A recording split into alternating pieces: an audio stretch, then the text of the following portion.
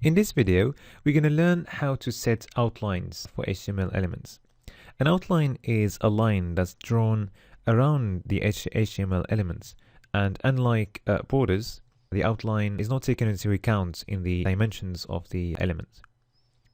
And also, outlines are used to make elements stand out.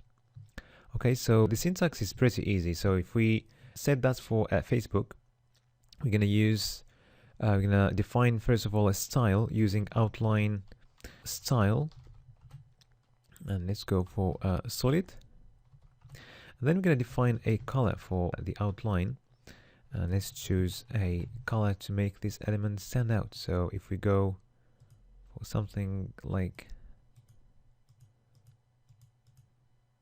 that's not very,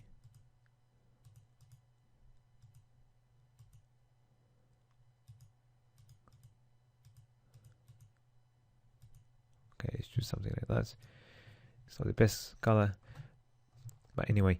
So, and then we're going to define a width for the outline using outline width, and we're not putting values here. We're just going to choose thick, and here we go.